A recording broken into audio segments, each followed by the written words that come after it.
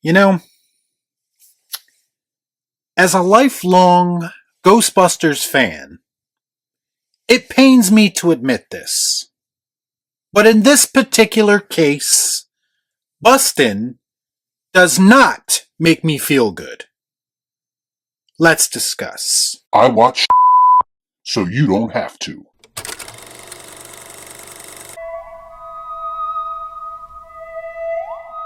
Before I get started, I'd like to kindly ask that you hit the like button, and please subscribe to the channel for more content just like this. Come on. Do it! Do it! Ghostbusters Frozen Empire sees the Spengler family return to the iconic New York City firehouse, where the original Ghostbusters have taken ghostbusting to the next level. When the discovery of an ancient artifact unleashes an evil force, Ghostbusters new and old must unite to protect their home and save the world from a second ice age. So as I was watching this, I started thinking back to when I reviewed Ghostbusters Afterlife, the predecessor to this film. Now, I wasn't necessarily blown away by that movie. I thought it was fine, but it was also not something that I felt like I needed to watch again. But the one thing that I did compliment that movie on was its use of fan service. In that movie, all the callbacks and returning characters didn't feel like cheap nostalgia bait to me. It felt organic, it felt genuine, and that movie very much felt like a love letter to this franchise and its fans alike. Unfortunately, Frozen Empire chose to throw all of that out the window and go for the low-hanging fruit of cheap nostalgia bait. Why? Now, it's difficult to predict how attempts at nostalgia will impact different fans. I'm sure some of you will get a kick out of it. But I myself, who's looking for a little bit more out of my movies, found it to be obnoxious more than anything, especially based on how it was executed. To me, this movie is the very definition of trying too hard, and ironically not trying hard enough in areas where they should have. There was just so many eye-rolling, cringe-inducing moments in this movie that did not incite an emotional reaction out of me at all, like the film clearly intended it to. Yes, we have the original cast returning, but they're popping up in these random moments in the film, and it feels significantly less organic. It very much feels like they only used them because they knew that they could. But to me, it does those characters a bit of a disservice because it makes them feel less special and more like a gimmick or a gag. And again, as a longtime fan, I would never want anyone to use iconic characters in that way. Yes, it's true.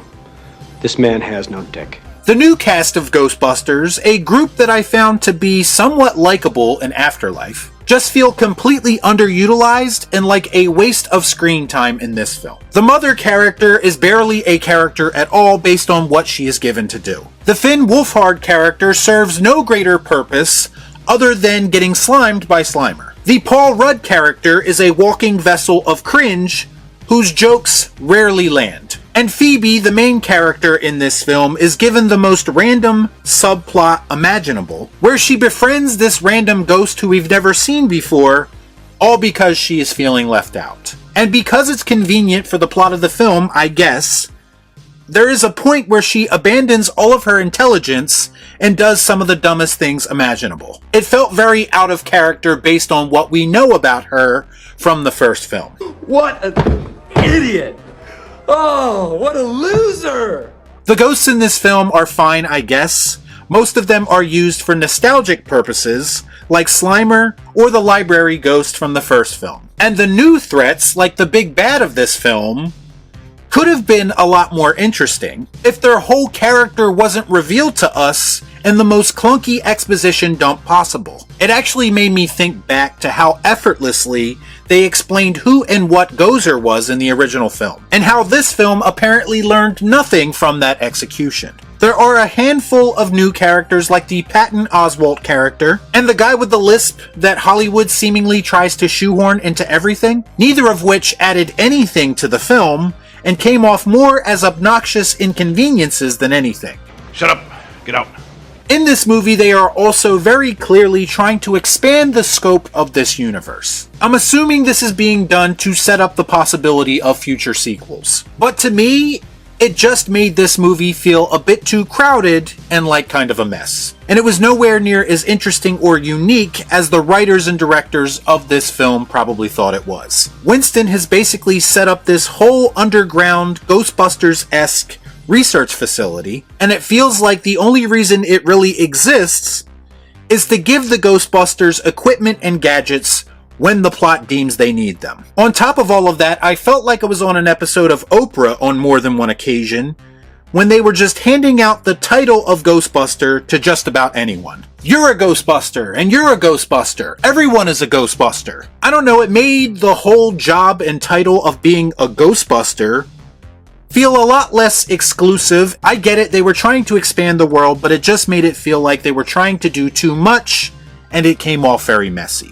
Congratulations, you played yourself. I think one of the best things about the original Ghostbusters is the kind of dry humor that's contained within it. It's just a bit more subtle in its delivery of humor at times, and that probably has a lot to do with the cast itself. Frozen Empire, on the other hand, like everything else in this film, just slaps you across the face with this barrage of awkward and unfunny jokes. I actually facepalmed in the theater when Paul Rudd said, "Bustin' makes me feel good." I really hate to say this because just about anyone would hate to admit this about some of their cinematic heroes. But this movie definitely made me feel like this franchise has run its course, and that they are just basically going through the motions at this point. Maybe the Ghostbusters was only meant to be 1 or 2 movies and that's it. And a cartoon, of course. Because as a franchise, it does feel like it's kind of losing its way. The only comparison I can think of as a way of describing how this movie made me feel, it's like visiting with that old friend that you probably haven't seen in a long time,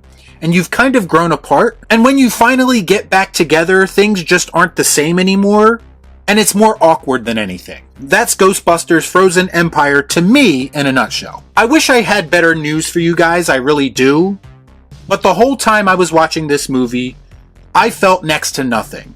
And that's why I'm going to give it the Careless Sam Gerard. I don't care! Y'all be cool. Right on.